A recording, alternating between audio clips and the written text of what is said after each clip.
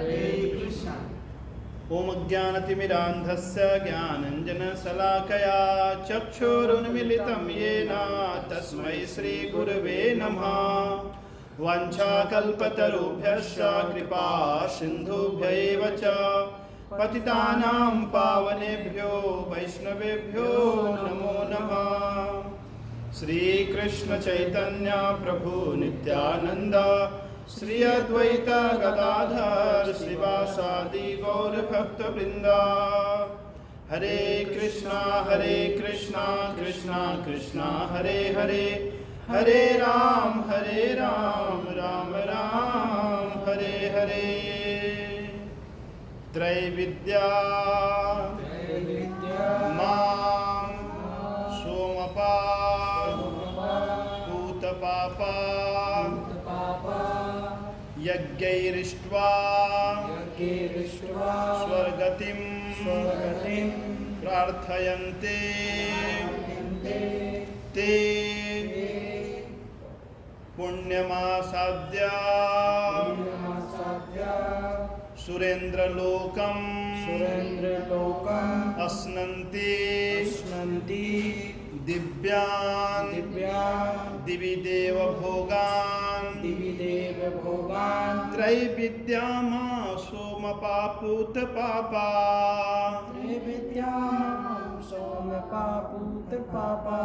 यज्ञैरिष्ट्वा स्वर्गतिं प्रार्थयन्ते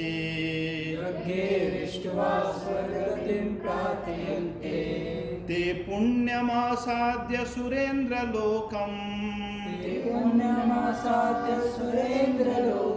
अश्नन्ति दिव्यान् दिवि देव भोगान् त्रैविद्यामां सोमपा पूतपापा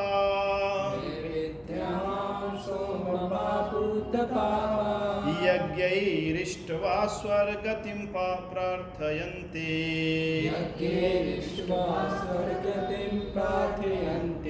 ते पुण्यमासाद्य सुरेन्द्रलोकम्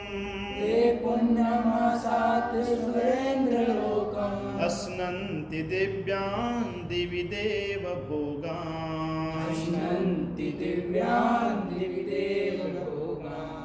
श्रीमद् भगवद गीता के 9वें अध्याय के 20 और 21 श्लोक के ऊपर चर्चा कर रहे हैं। भगवान ने पीछे के श्लोकों में कहा, जो मूढ़ लोग हैं वो मेरी अवज्ञा करते हैं, मुझे सामान्य मनुष्य समझते हैं, लेकिन जो महात्मा गण हैं वे मेरा भजन करते हैं। फिर भगवान ने और भी 3 प्रकार के उपासकों का वर्णन किया। एकत्वेन पृथक्त्वेन बहुधा विश्वतो मुखम। अभी इन 2 श्लोकों में भगवान बताते हैं जो सकाम कर्मी हैं, जो कामनाओं से भरे हुए हैं, वे भी भगवान की पूजा करते हैं पर गलत ढंग से करते हैं। वे देवताओं की पूजा करते हैं पर अंततः वह पूजा भी श्री कृष्ण की ही होती है, लेकिन अविधि पूर्वकम होने के कारण उनको फल कृष्ण की भक्ति का नहीं मिलता, कृष्ण की पूजा का फल नहीं मिलता, बल्कि उनको स्वर्ग की प्राप्ति होती है। त्रैविद्या कहते हैं जो 3 वेद हैं, ऋग साम यजुर्वेद। पहले कहा भगवान ने ऋग साम यजुर्वेद च। तो इन वेदों से सम्मत जो कर्म कांड हैं, जिसके द्वारा सकाम धर्म है, व्यक्ति स्वर्ग जा सकता है। त्रैविद्या माम यानी श्री कृष्ण कहते वे भी मेरी ही पूजा करते हैं, पर मेरी पूजा इंद्र के रूप में करते हैं, क्योंकि देवताओं का राजा कौन है? देवराज इंद्र। सोमपाह, सोम रस का पान करते हुए। ये सोम रस क्या है? एक सोम लता नाम की एक लता है, बहुत दुर्लभ लता है। हर जैसे प्रतिपदा से लेकर पूर्णिमा तक एक दिन एक पत्ते निकलते हैं इस लता में। फिर प्रतिपदा से लेकर अमावस्या तक एक पत्ता नीचे गिर जाते हैं। दूधिया रंग का इससे जूस निकलता है। फिर इसे वैदिक मंत्रों के द्वारा अभिमंत्रित किया जाता है, शुद्ध करके जो यज्ञ किए जाते हैं तो उसमें पान करते हैं सोम रस। सोमपा पूत पापा, पूत कहते हैं पवित्र को, और पूत पापा यानी कि निष्पाप हो जाते हैं। तो भगवान स्वीकार करते हैं कि वैदिक कर्म कांड भी ऐसे हैं जिससे व्यक्ति शुद्ध होता है। भगवान ऐसा नहीं कहते कि केवल जो मेरी भक्ति करते हैं एकमात्र यही तरीका है और दूसरा कोई तरीका नहीं है। जैसे ईसाई धर्म क्या कहता है, Jesus is the only way, बाकी कोई तरीका नहीं है। लेकिन भगवान स्वीकार करते हैं कि वैदिक अनुष्ठानों के द्वारा भी व्यक्ति ऊर्ध्वगति को जाता है, पर उसमें कुछ एक लिमिटेशंस कि व्यक्ति उच्च लोकों में जाने के बाद फिर से उसका पतन होता है। यज्ञ रिष्टवा, यज्ञों के द्वारा, इष्टवा यानी कि पूजन करता है, स्वर्गतिम प्रार्थयन्ते, स्वर्ग को चला जाता है, स्वर्ग की गति होती है। प्रार्थयन्ते यानी कि वो प्रार्थनाएं करता है। किससे प्रार्थना करता होगा? वही देवराज इंद्र से कि मुझे स्वर्ग में ले चलिए। ते पुण्य मां साध्य, और इस प्रकार पुण्यों के द्वारा मां साध्य मीन्स असाध्य, वह सुरेंद्र लोकम, सुरेंद्र के लोक को पा लेता है। सुरेंद्र किसको कहते हैं? इंद्र को नाम है सुरेंद्र। सुर मीन्स देवता गण, इंद्र मीन्स राजा, देवताओं का राजा। तो सुरेंद्र लोकम यानी कि स्वर्ग लोक। अस्नंती, अस्नंती कहते हैं भोग करने को, उपभोग करते हैं। क्या उपभोग करते हैं स्वर्ग में जाने के बाद? दिव्यान, दिव्य, दिवी देव भोगान, देवताओं के द्वारा जो उच्चतर सुख है। उच्चतर सुख कैसे है? देवलोक में, विशेष रूप से स्वर्ग में, नंदन कानन एक वन है और रूप, रस, शब्द, गंध, स्पर्श, ये जो भौतिक जगत में जो सुख है, इससे करोड़ों गुना ज़्यादा सुख स्वर्ग में प्राप्त होता है। शरीर में पसीना नहीं होता है, शरीर से खुशबू निकलती है। यदि कोई देवलोक से कोई अप्सरा या कोई देवता यहाँ आ जाए, ये सभी लोग मूर्छित हो जाएंगे उनके शरीर के सुगंध को सूंघकर। और उनकी सुंदरता पृथ्वी के जो सबसे मिस यूनिवर्स और मिस्टर वर्ल्ड है, उससे करोड़ों गुना ज़्यादा सुंदर लोग होते हैं देवलोक के निवासी।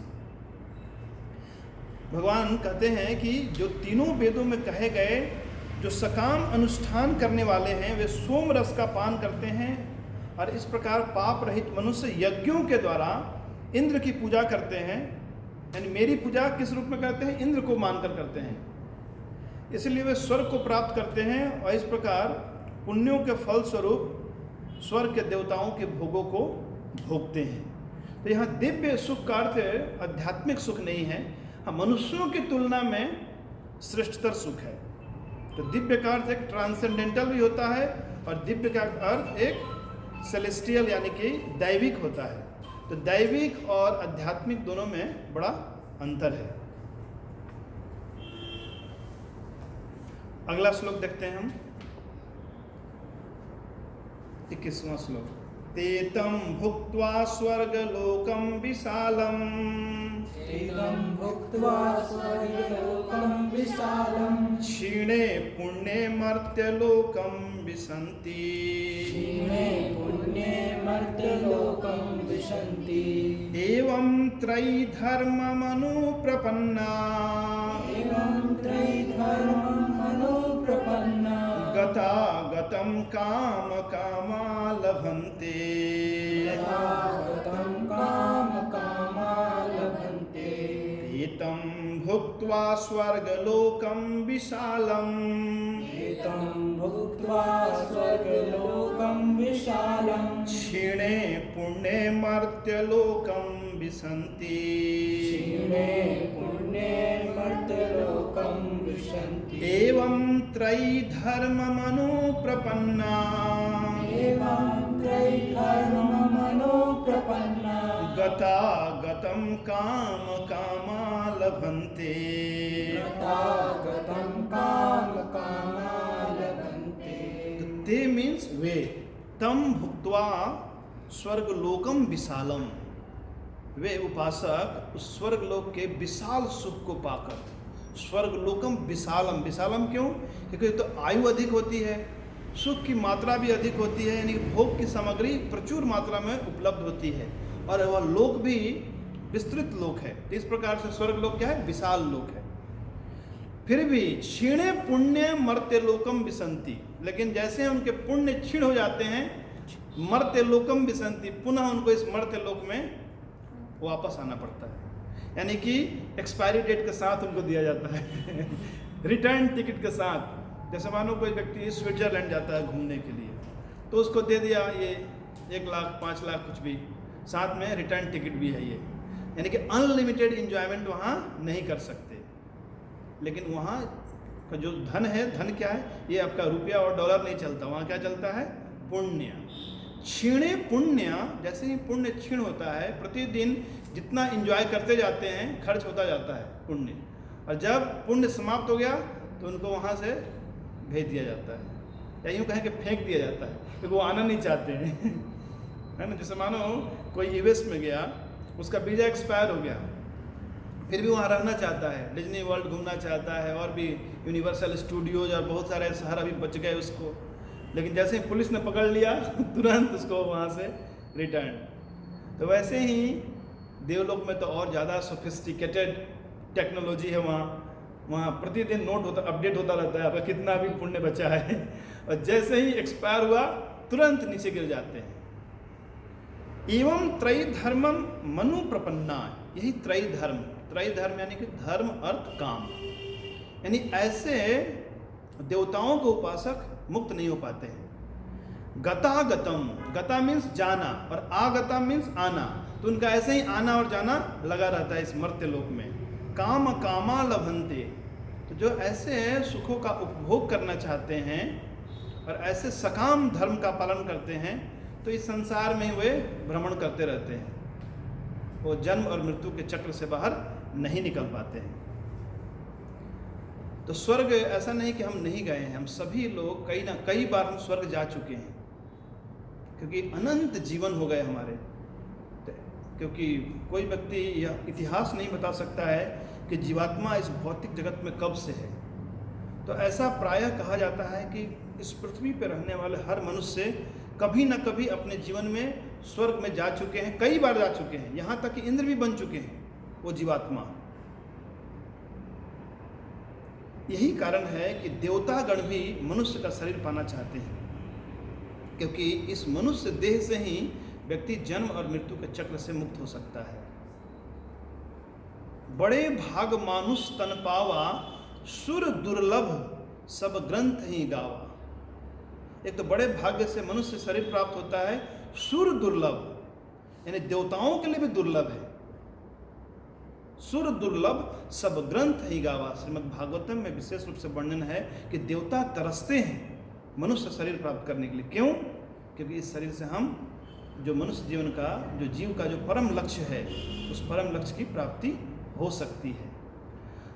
तो हम समझ सकते हैं कि देवलोक भी अस्थायी लोक नहीं है, ये भौतिक जगत का ही एक हिस्सा है। प्रलय के समय वो लोक भी नष्ट हो जाता है, लेकिन जो भगवान का शाश्वत धाम है वो कभी भी नष्ट नहीं होता है। भगवान का धाम कैसा है? यद गत्वा न निवर्तन्ते तद धामम परमम मम, न तद भास्यते सूर्यो न शशांको न पावकः, यद गत्वा न निवर्तन्ते तद धामम परमम मम। तो भक्तों का गंतव्य वैकुंठ या गोलोक वृंदावन होता है, स्वर्ग नहीं। तो यही है स्वर्गिक सुख और सोम रस पान करने वाले लोगों का गंतव्य।